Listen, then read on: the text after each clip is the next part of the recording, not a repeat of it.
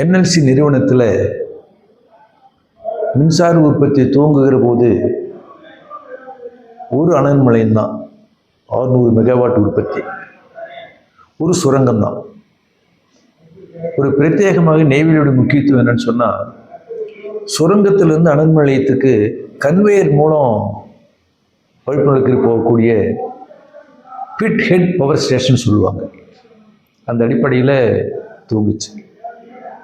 அப்பொழுது மின் உற்பத்தி, அடுத்து service unit, staff, stores, bus, administration எல்லாம் சேர்த்து 19,000 தொழிலாளர் ஊழியர்கள் இருந்தாங்க.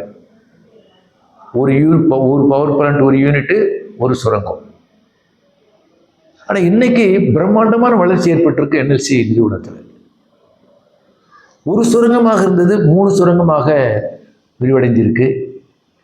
600 மெகாவாட் மட்டுமே உற்பத்தியான நெய்வேலி அனல் நிலையத்தில் இன்னைக்கு கிட்டத்தட்ட 3000 மெகாவாட் மின்சாரம் உற்பத்தி ஆகுது. 4 அனல் நிலைய பிளான்ட்டுகள் இருக்கு.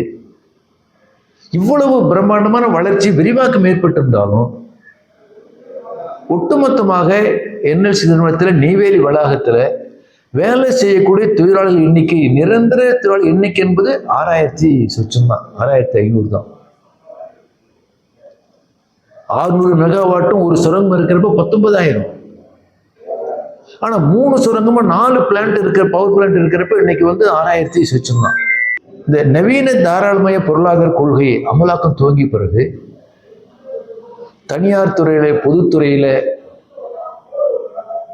நிரந்தர தொழிலாளர் எண்ணிக்கை குறைச்சி நிரந்தர தன்மையில் வேலைகளையே கான்ட்ராக்ட் விடுவது, கேஷுவல் தொழிலாளர் எடுப்பது என்பது உங்களுக்கு இப்படிப்பட்ட ஒரு மோசமான கொள்கை கடைபிடிக்கிற காரணத்தால இன்னைக்கு நிரந்தர தொழிலாளர் எண்ணிக்கை என்பது 6000 குறைஞ்சிருக்கு.